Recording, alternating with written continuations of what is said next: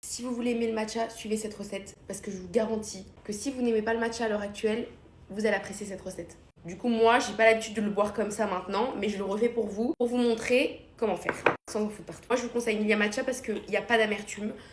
C'est un goût quand même vachement léger et c'est du bon matcha. Il y a des canettes de 30 grammes, vous n'êtes pas obligé d'acheter une canette comme ça. Et je vous conseille celle à la vanille. Là, moi, j'utilise celle au chocolat blanc parce que c'est la nouvelle saveur et j'adore ça. Mais sinon, mon chouchou, c'est celui à la vanille depuis toujours.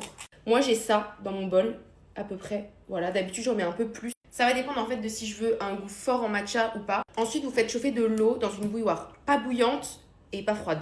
Et vous venez en mettre pareil, vous n'en mettez pas non plus des masses. Ça doit recouvrir le matcha. Vous allez pouvoir en rajouter au fur et à mesure si vous sentez qu'il n'y en a pas assez. Si vous achetez le Milia Matcha, vous allez voir qu'il y a une petite mousse qui se forme quand vous allez le battre en W. Donc vous le battez comme ça.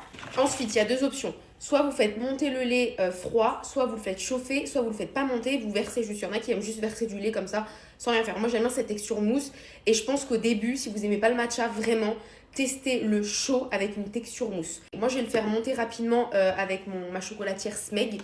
Si vous en avez pas, c'est pas grave. Enfin, je veux dire, vous faites monter avec vous le faites chauffer et après vous le faites monter avec ça. Oui, et pardon, j'utilise du lait d'amande, je vous ai pas dit.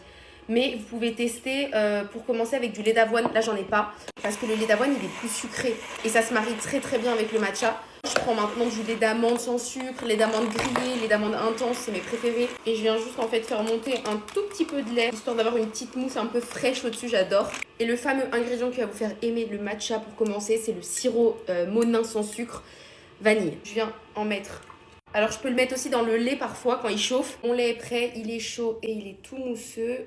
Voilà, donc je viens le verser et je rajoute par-dessus la version un peu froide et la mousse qui ne va absolument pas descendre. On vient mélanger parce que du coup il y a le sirop en dessous.